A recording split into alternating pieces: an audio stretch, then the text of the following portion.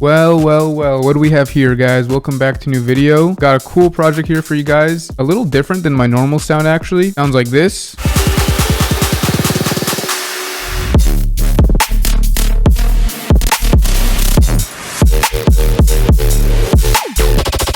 Got some cool sound design to show you guys. The drop is made out of like only a couple of patches that I just duplicated and changed over and over again. In this video, we're just going to be looking at the first drop. And like always, if you want the full in-depth breakdown, you know, intro, build, I got like a crazy melodic breakdown here. Second part, you know where to find that. Head over to my Patreon for that, as well as presets from this project. And many other things on there, like project files, samples, tutorials. I mean, the list goes on and on. You should check it out. Literally just a couple days ago, I got a notification that RL Grime himself purchased my sample pack. So that's crazy, but here we are. Without further ado, let's get into it. So the focus of today's video is going to be these drop layers and my methodology for creating a cool bass line. But before we do that, let's just go over the drums quickly. So these drums are actually pretty cool. I'll go ahead and play the group here first.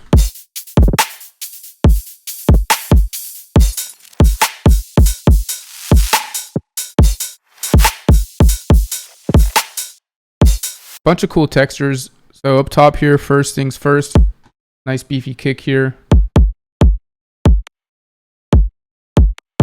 This kick, I usually don't do this, but you could see like especially these two. I'm swinging this kick quite a bit off grid, and the synths, you know, down below are going to follow that as well. So we have a really swingy pattern. I have a bunch of these ghost kick hits. Just cut the lows of them so I don't really need to sidechain them. So those kind of play together. And then for the snare, I have a few layered here. The first one's pretty cool. It's just a nice little snare clap thing, but I added a parallel chain here with a delay on it as well. So we have it doing this 18 milliseconds delay. You could kind of barely hear that, but every 4 on the last one, the time on the delay doubles. So it was at 18 milliseconds and now it's going to be at 36 milliseconds to really like accentuate the tail every turnaround, just to have some cool variants. And it kind of sounds cool popping off at the very end here, like at the end of this phrase.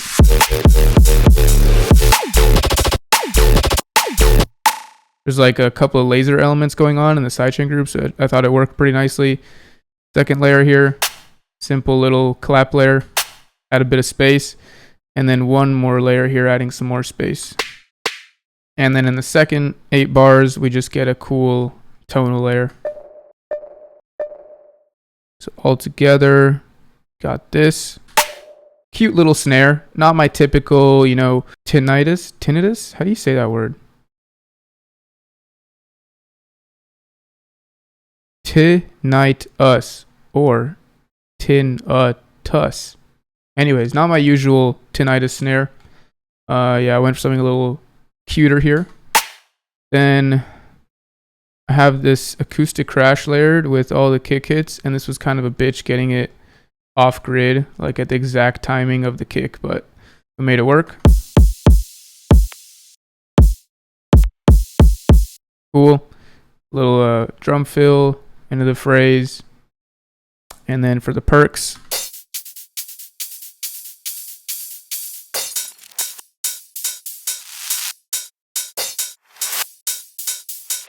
yeah, so actually pretty interesting here as well. We have this for the little fake out moment, just a white noise shaker I made, and a hat and a ride coming in. But then once the drop like actually hits, I put this cymbal on all the kick hits as well, also making sure to be like perfectly in line with the kick, and then your classic open hat underneath. And then the last cool thing I guess for this group is I used a different texture sound going into each snare to give it a bit of variance. So that's this channel here.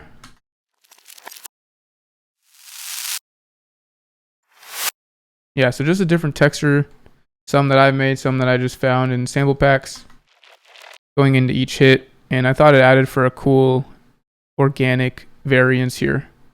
All together, our drums now, we got this.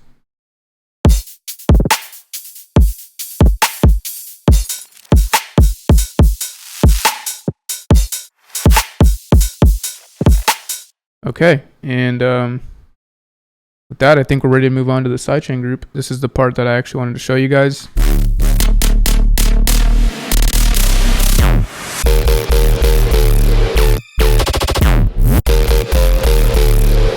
Woo! Let's just go through this. I want to explain to you guys how I came up with this bassline. Yeah, it's a fun process, and it's kind of like you could apply it step by step. So if you get stuck with like only having one note, you know, and you want to try to expand your drops to carry more energy with different, you know, bass hits or different chords, I think this could be a good method. So let me just quickly cover these sounds so we can get to the good stuff. We have this downbeat here, really beefy. So let's unfreeze that. The reason I had it frozen is because it plays slightly different every time due to the random. So super simple. It's just a square, no processing, something I made with the little MG low. All of the power is coming from the post processing. So that's with nothing, and then all this stuff. Main thing here is this envelope follower attached to the hiss. Gives it that noise, and the riff is really kind of saturating everything really nicely. High shelf at the end, but other than that, pretty simple. I'm going to export this as a sample to put in the Patreon attachments. A little fill here. And this is cool. I made this a while back, but it's kind of like a zipper. It sounds kind of like a zipper. And then I did a little reverse here.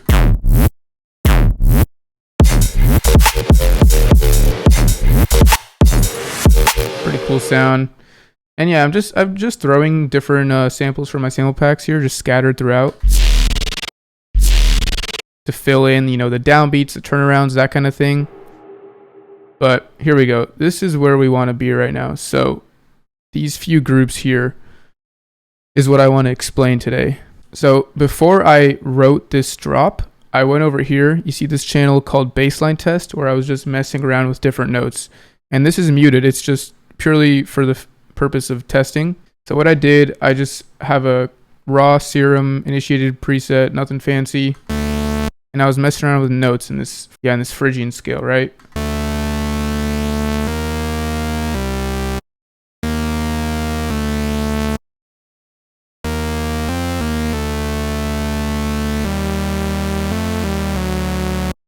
Till I found something I was happy with. So even taking it back one step further, I usually just start with the bass line like this. And I like to just grab it, transpose up an octave, and then go up 7. So, you know, then I have this. And then you see these few down here, I just grabbed these boys and dropped them down. So it kind of completes this loop and has a nice little major ending. So that was step 1. And then next here, kind of took it a step further. So now we have this.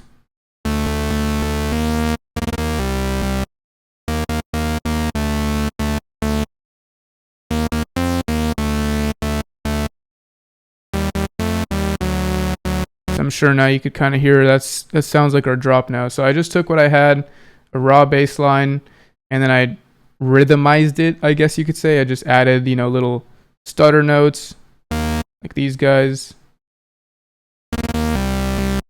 And I've also separated, you could see, into call and response. So that the only thing that signifies is that I'm using a different synth to play this call. And then the bass line is the response, which hits this serum patch here. So now that we have that, the method for this entire drop is just using, instead of having like 2 notes playing in the MIDI clip, my serum presets will have a sub playing, you know, a couple octaves lower, and then 2 oscillators playing a couple octaves higher, plus that semitone difference. So as you recall here, it was like an octave plus 7 semitones. So what I did when I came here, I just have the MIDI, you know, playing the bass line, the root notes.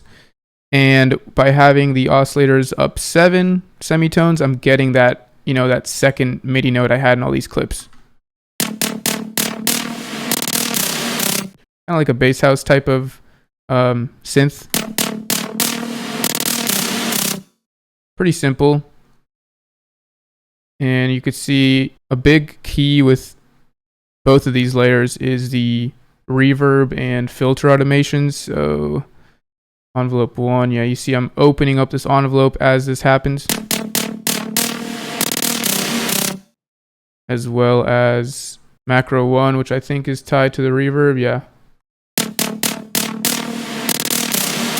And then I just have a little utility here to really accentuate these quick notes. And then super important for this patch is these giant reverb throws. See, I'm at 11 seconds of decay. So that's synth number 1, and this call plays at +7 semitones the whole time, so I just needed this one layer. But as you could see in this next sound, we have a +7 semitones layer, and then also a +4 semitones layer.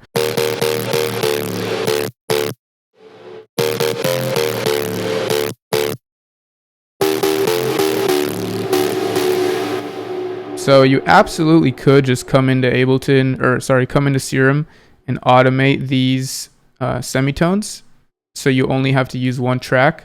But I don't know, I just feel like it's simpler to visually see, okay, this is my 4 semitone layer, this is my 7 semitone layer, rather than having to worry about keeping up with these automations each time you try something new or copy and paste. That's just a personal preference thing, but absolutely you could just do this with one track and automate the semitones. Just remember you'd have to do it to both oscillators or map these to a macro, and then you'd only have to do it once. But again, super similar to the first patch. It is a low sub playing on the sub frequency, and then we have 2 oscillators that are up 3 octaves and up 7 semitones. So it's creating that chord for us. And the processing on this one is everything. So without the processing, I mean, this is usually the patch that I use for my like trap kick harmonic layers, but I just really distorted the hell out of it for this track.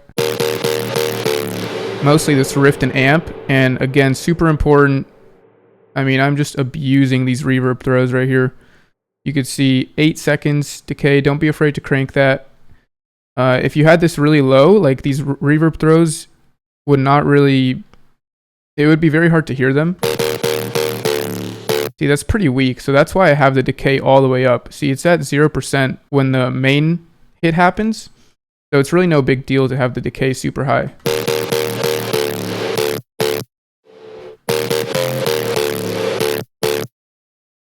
Right, so that's that sound. And yeah, you guessed it, this is the exact same patch, just instead now where the oscillators are going to be at 4 semitones. So again, just tying back to this original bass line I wrote, all I did was grab the root notes from these, stick them in these different patches to make a little pattern with different sounds. And then, when I had to go from 7 semitones to 4 semitones, that's why there's a new track here. That's pretty much the bulk of it. Now you'll see I have like this layer, for example. It's once again the exact same patch, I think. Yeah, so I just removed the I removed the square from this one. I think I did like some coarse automation here, so it kind of sounds more lasery. So it's a little bit of a layer now on those 2 hits.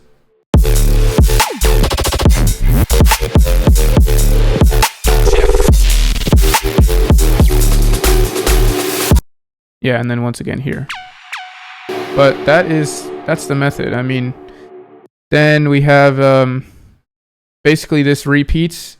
Only difference is now everything is an octave higher. So once again, you could do this on the same patch if you wanted, but I don't like unnecessary automations, so I just duplicated everything, put everything up an octave. And the other reason that I have these on different tracks is because I'm also processing these differently based on the octave. So like, where on the EQ where it's hitting on this 3rd octave around that 400 mark, if I had that same processing when it's hitting on the higher octave, See, now it's way higher at like 800. So it, you know, I just like to have separate processing. For the second 8 bars, I also just layered this plus 4 semitone version. Very minimal, but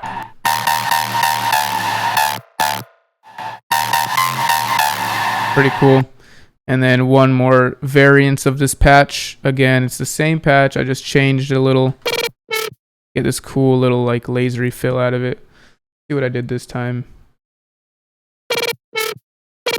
I think it's just the fact that this filter. Yeah, just the fact that the filter is moving so fast makes it sound kind of lasery like that. And I'm also doing a bit of stereo pan.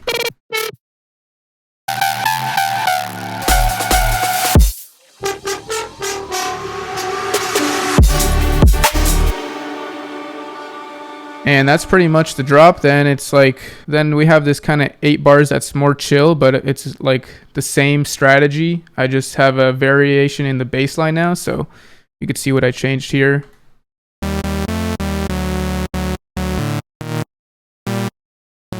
I just wrote this out, then I was like, all right, this first part hits at 4 semitones, and then this next part hits at plus 5 semitones. And so that's the reason for these 2 layers. We got the 4 one here. And then the variation.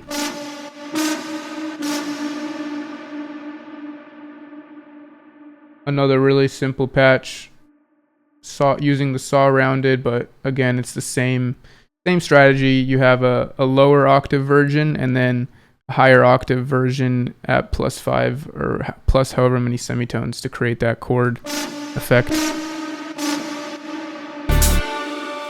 And fun fact, guys, this song is the first time I've ever used or attempted to use my own vocals. I didn't do it for any like major elements, but I just have them in the background here.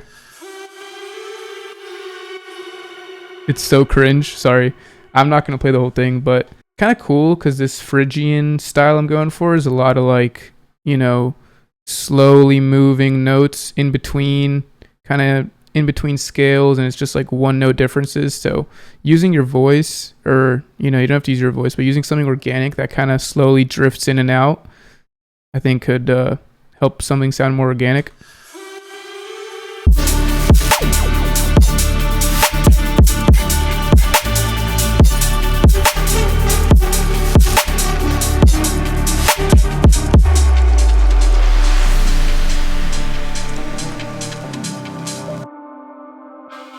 But yeah, that's pretty much the main method I wanted to cover for this video. Like I said in the beginning, you guys know the drill. Full in-depth breakdown plus presets / samples from this are on my Patreon. The second drop goes crazy, so if you want to learn what I did there, make sure to go check that out.